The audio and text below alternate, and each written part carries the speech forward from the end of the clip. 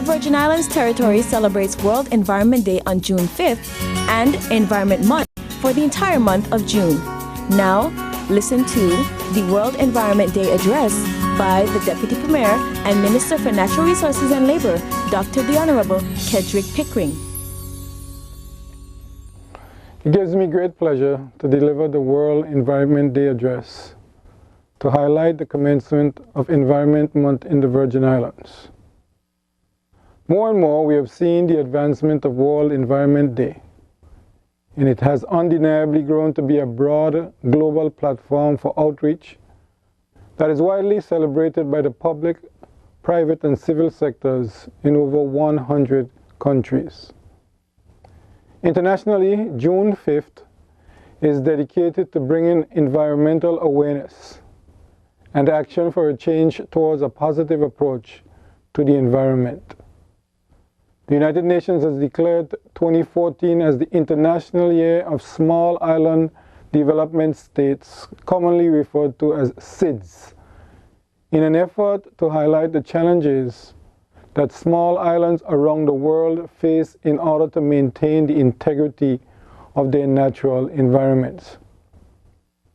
The theme for this year's celebration of World Environment Day, and consequently Environment Month in the Virgin Islands, is Raise Your Voice, not the sea level.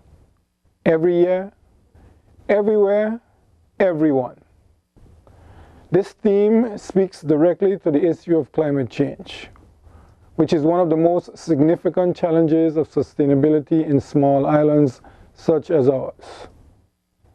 Climate change, as it is known, is a significant and lasting variation in the statistical distribution of weather patterns over long periods of time. Scientists recognize that the concentration of greenhouse gases in the atmosphere, such as carbon dioxide, is one of the largest factors contributing to global climate change. The theme for Environment Month also speaks to participation. Our collective involvement in making the changes necessary to ensure that as small islands, we are adequately equipped to face the challenges posed by climate change. Although our contribution to the causes of climate change is minimal, as small islands, we will experience the worst impacts, and we will experience them sooner than the larger countries. Understanding the need for a collective effort to adapt to these changes in order to avoid the worst impacts and to minimize the cost of these impacts and adaptation, we continue to forge ahead with various initiatives to assist us in preparing for the inevitable. For some time, climate change has been discussed within several forums across the islands, and currently, its effects are evident in the Caribbean and the world. In our region, the Virgin Islands and several other Caribbean countries are experiencing general drier conditions, short episodes of heavier rain events, and stronger hurricanes.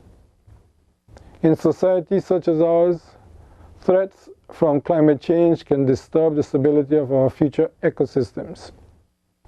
To effectively sustain our already fragile ecosystems, there must be a balance of an environmental strategy and openness for discussion to balance our pressing environmental issues and development pressures that may occasionally impact our natural environment. At the Ministry of Natural Resources and Labor, we recognize that everyone on this planet may be faced with the same challenges and are connected and united by our common goal of a sustainable and prosperous life for all. The United Nations Environment Programme, UNEP 2014, with every present moment, let us no longer speak about the change to come, but help us implement strategies to move each other towards change for a more sustainable environment for all to enjoy. The Oxford Dictionary defines change as a verb, meaning to make or become different. In the spirit of progress and change, the Virgin Islands has embarked on a path which recognizes our uniqueness and natural patrimony. The valuation, the manner in which the environment contributes to tourism, is the first step in increasing our collective awareness of the critical services that our ecosystems, such as our beaches, our ponds, and mangroves, contribute collectively to our well-being.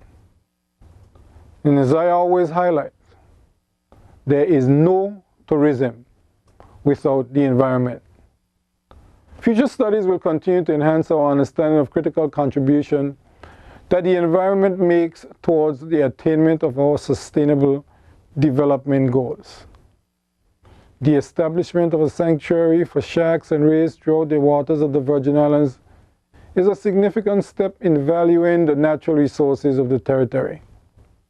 Sharks and rays are critical components of the coastal and marine ecosystems, and their protection will ensure the continual health and resilience of our reefs and marine communities.